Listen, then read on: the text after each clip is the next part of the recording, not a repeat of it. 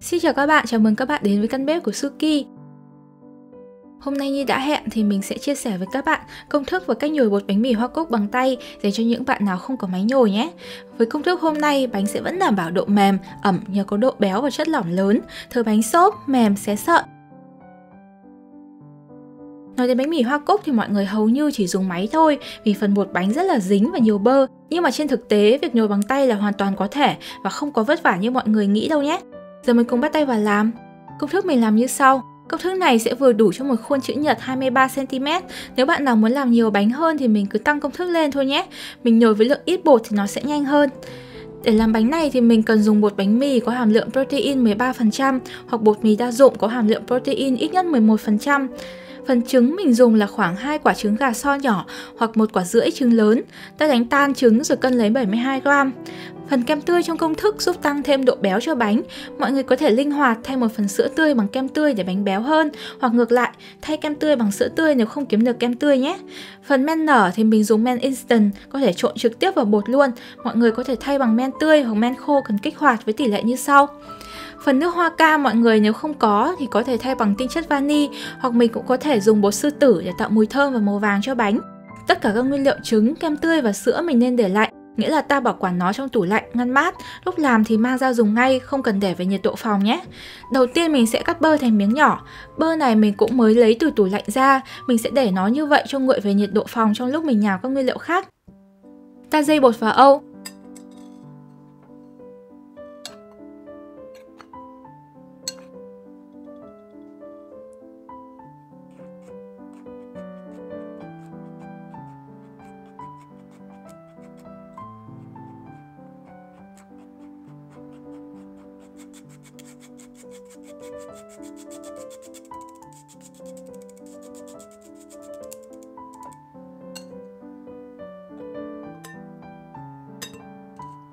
Tiếp theo là đường, men, muối. Men và muối mình không đổ trực tiếp lên nhau nhé. Sau đó ta trộn đều.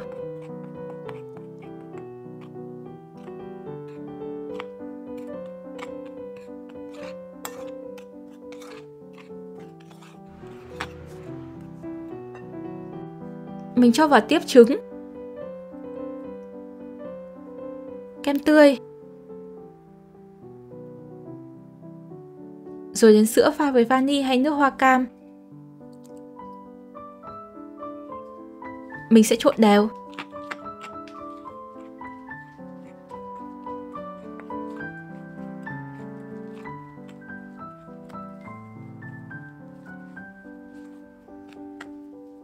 Khi mà bột đã tương đối hòa quyện thành khối thì mình sẽ cho ra bàn nhồi. Để nhồi bột thì mọi người cần đầu tiên là miếng vét bột như thế này. Nó có phần mặt phẳng để vét bột dính trên mặt bàn. Như loại của mình dùng là loại bằng nhựa, hoặc các bạn cũng có thể dùng loại bằng kim loại hoặc bất kỳ một miếng nhựa hay kim loại nào có hình dáng tương tự nhé. Miếng bột này ngoài giúp ta đỡ phải chạm tay vào bột nhiều thì cũng giúp cho mình vét bột nữa, vì bột bánh hoa cúc khá là dính. Giờ mình sẽ bắt đầu nhồi. Các bạn xem bột rất là dính, mình sẽ dùng kiểu kéo bột lên như thế này. Mọi người chú ý kéo bột chủ yếu bằng các đầu ngón tay, nó sẽ đỡ làm bột nóng hơn.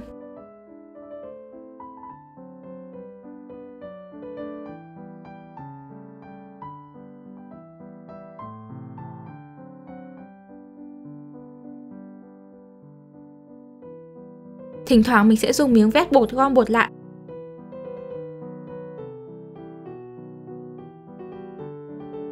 Để nhồi bột bánh này thì ta cần nhồi trên một mặt phẳng chắc chắn, ví dụ như bàn gỗ, bàn đá.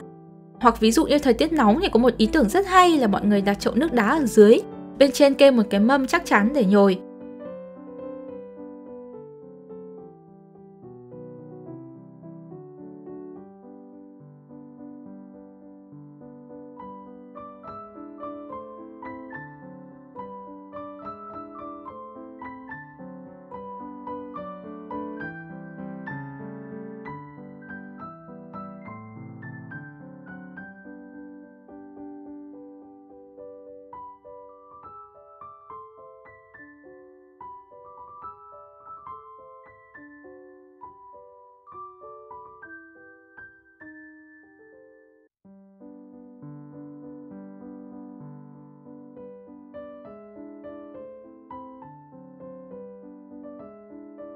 Sau khoảng 10 đến 15 phút nhồi như vậy thì mọi người thấy là bột sẽ tách ra khỏi mặt bàn và mình đã bắt đầu có thể nhấc bột lên được.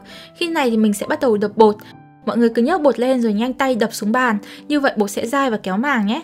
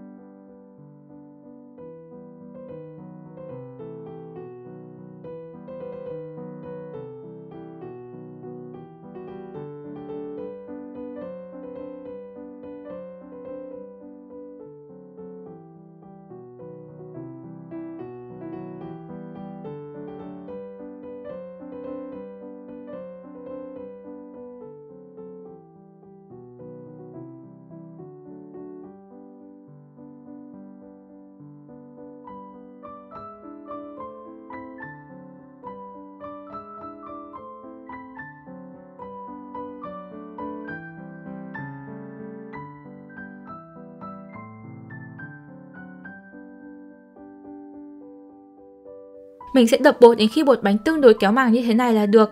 Như mình đã nói trong video trước, bơ hay chất béo sẽ bao bọc các sợi gluten trong bột, sẽ khó làm cho bột tạo gluten hơn. Do đó mình nên nhồi cho bánh tương đối dai rồi mới cho bơ vào. Như thế sẽ giảm được thời gian nhồi bột sau khi cho bơ và làm cho bánh dai ngon nhé. Bây giờ mình sẽ đi rửa tay, lau khô sạch sẽ rồi mình sẽ bắt đầu nhồi bơ vào bánh. Nếu thời tiết nóng thì mọi người có thể bọc kỹ khối bột và để trong ngăn mát cho lạnh một chút trước khi mang ra nhồi bơ nhé. Đầu tiên thì mình sẽ dùng miếng nhựa miết đều bơ vào bột. Bơ của mình được để mềm từ ban đầu trong lúc mình trộn và nhào bột, nghĩa là khoảng 20 đến 30 phút. Nó đã mềm đi nhưng vẫn không quá chảy và không bị nóng lên nhé.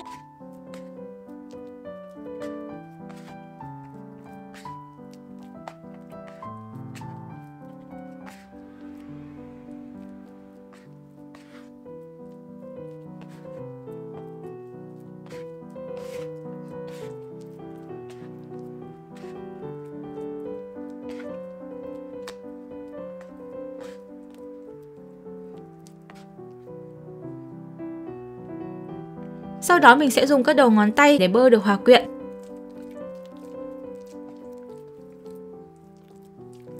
Mình vẫn chú ý là dùng đầu ngón tay thay vì lòng bàn tay để bột không bị nóng lên.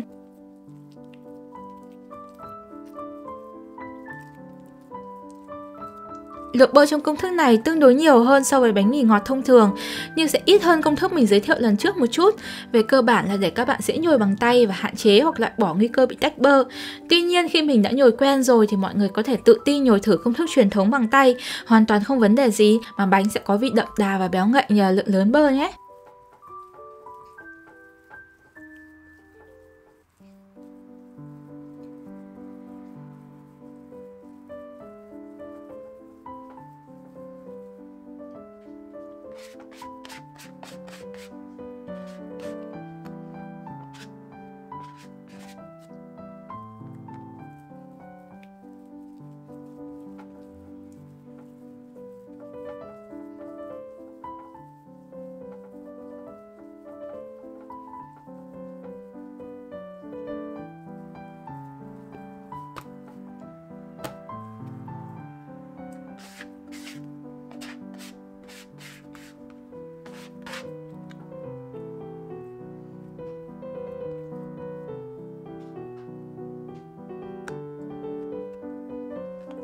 Khi bột và bơ đã hòa quyện thì mình thấy là bột cũng bắt đầu nhấc lên được.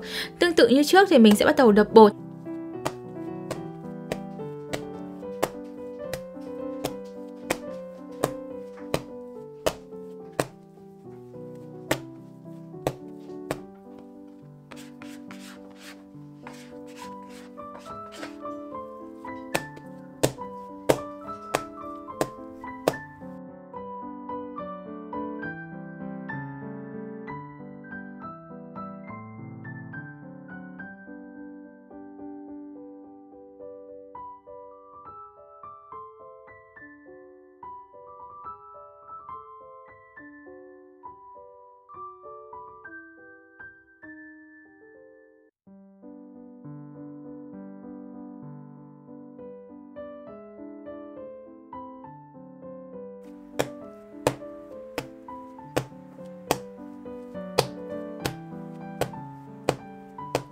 Tổng thời gian cho bơ vào và đập bột của mình là khoảng 12 phút. Khi nào mọi người thấy bột có thể kéo màng mỏng như thế này là được. Nếu chưa được thì mình có thể đập tiếp.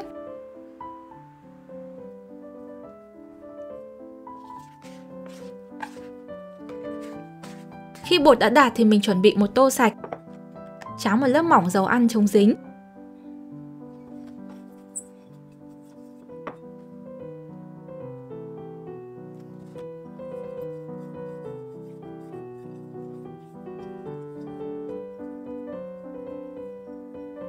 Sau đó cho bột bánh vào ủ.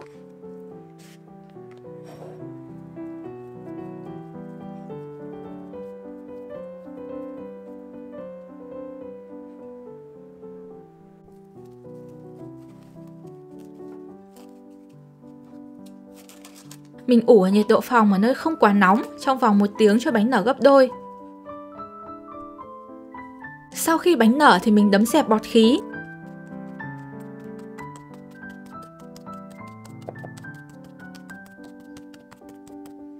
Mình cho bột ra bàn.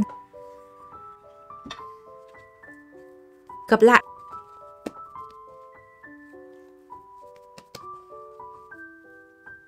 Sau đó mình cho bột vào hộp hình chữ nhật. Việc cho bột vào hộp hình chữ nhật sẽ giúp cho việc chia bột và tạo hình sau này được dễ dàng hơn nhé.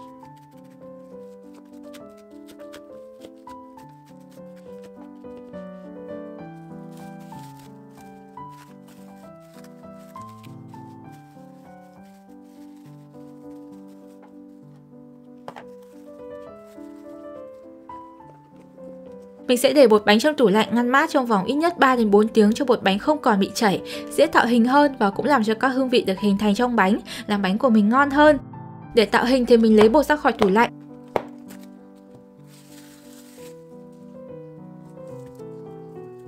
Bột có nở thêm nhưng mình sẽ không cần đấm dẹp bọt khí nhé. Mình chia bột thành 3 phần đều nhau.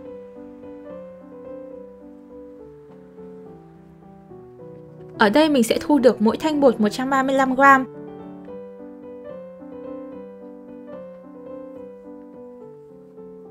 Sau đó mình sẽ tạo hình sợi dài.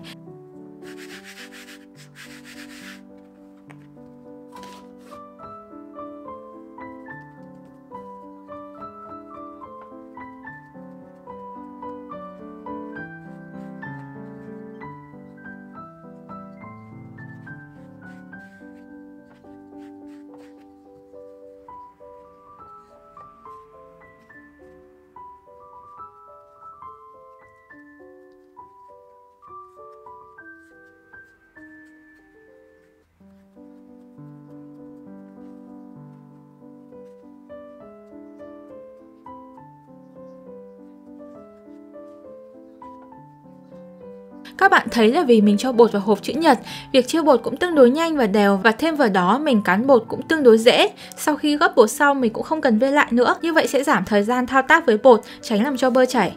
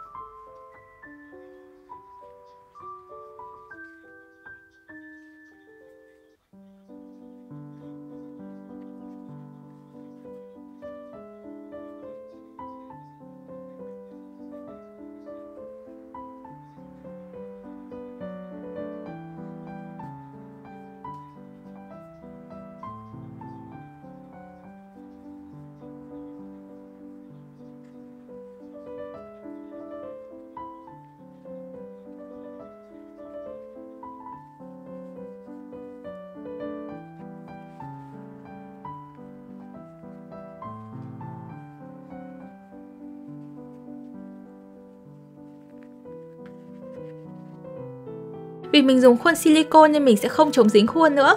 Nếu các bạn dùng khuôn kim loại thì mình sẽ cần chống dính khuôn bằng bơ và bột nhé. Mình sẽ ủ bánh ở nhiệt độ phòng nơi không quá nóng, khoảng 40 phút cho bột bánh nở gấp đôi. Những chú ý khác cho việc ủ bột, nướng bánh và bánh nở xé bím, mọi người xem giúp mình video trước về cách làm bánh mì Hoa Cúc truyền thống nhé. Sau khi bánh đã nở thì mình sẽ làm nóng lò 180 độ C.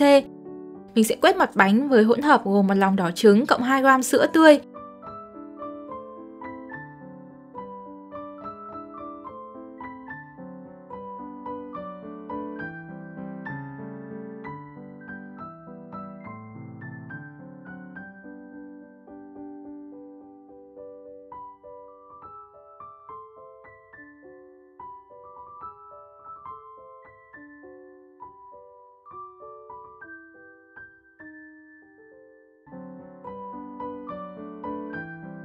Sau đó mình sẽ đem bánh vào lò nướng trong 25 đến 30 phút.